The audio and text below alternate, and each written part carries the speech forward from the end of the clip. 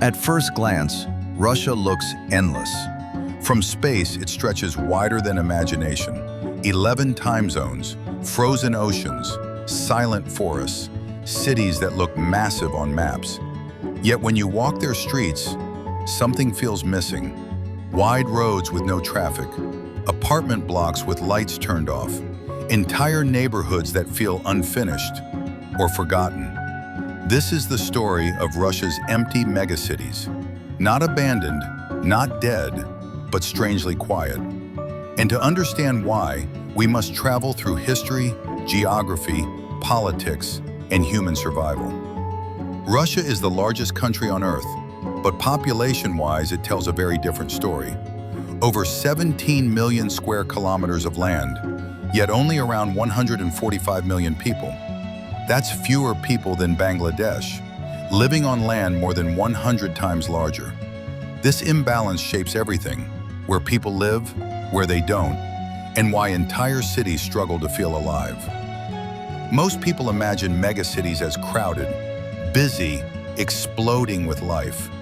But in Russia, size does not guarantee density. Cities like Magadan, Norilsk, Vorkuta, Yakutsk, they were built big, planned big, designed for hundreds of thousands. Yet today, many feel hollow. To understand this paradox, we need to go back. Russia's empty cities are not accidents. They are products of deliberate decisions made during the Soviet era. In the 20th century, the Soviet Union had a powerful goal: control the land, extract resources, show strength. If there was coal underground, a city was built.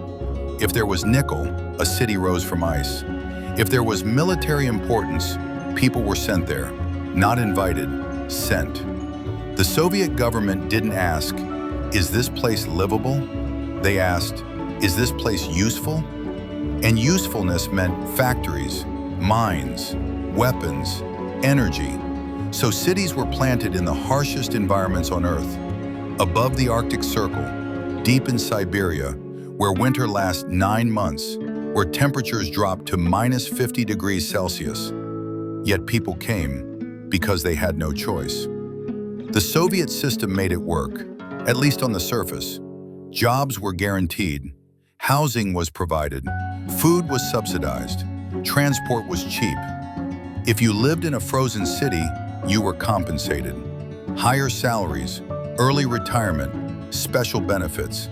The cold was brutal, but life was stable, and stability kept cities alive. Then, the Soviet Union collapsed, and everything changed. Overnight, the system that supported these cities vanished. Factories shut down, mines closed, government funding disappeared. The incentives that once justified suffering were gone, and people began to leave. But leaving Russia's northern cities is not easy. These places were never connected organically. They were built for function, not freedom. Many cities have only one road in, or none at all. Some depend entirely on railways, others on seasonal ice roads, or expensive flights. When jobs disappeared, people were trapped. Cities didn't empty suddenly, they drained slowly, like blood from a wound. Let's talk about climate. Climate is not just cold weather in Russia.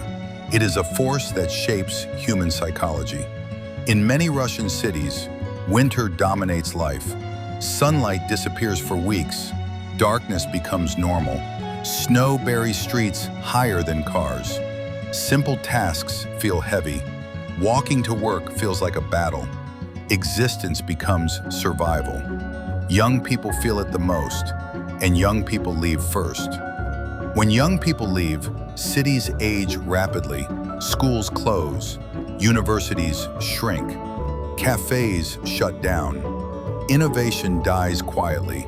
Without youth, cities lose their future. And many Russian megacities are aging faster than they can replace themselves. Then there is geography. Russia's population is heavily concentrated in the west. Moscow, St. Petersburg, Kazan, Yekaterinburg. More than 70% of Russians live in European Russia, which makes up less than 25% of the land. The east, Siberia, the far north. It looks vast on maps, but it is empty by nature. Nature was never meant for millions to live there. Cities like Norilsk exist only because of resources. Norilsk produces nickel, copper, and palladium, critical materials for modern industry. But it is also one of the most polluted cities on Earth. No roads connected to the outside world, only flights and frozen rivers. When resources decline, the city has no second purpose. It doesn't reinvent itself, it simply shrinks. Another factor is centralization. Russia is one of the most centralized countries in the world. Moscow dominates everything. Jobs, money, media, opportunities. If you are talented, ambitious, creative, Moscow pulls you in like gravity. This leaves regional cities drained of energy. Mega cities exist, but power does not flow through them. They become administrative shells. Economic inequality makes it worse. In Moscow, salaries can be 3 or 4 times higher. Infrastructure is better. Healthcare is stronger. Life feels modern. In distant cities, wages stagnate. Costs rise. Services decline. Why stay when survival elsewhere feels easier? People vote with their feet. There is also the issue of birth rates.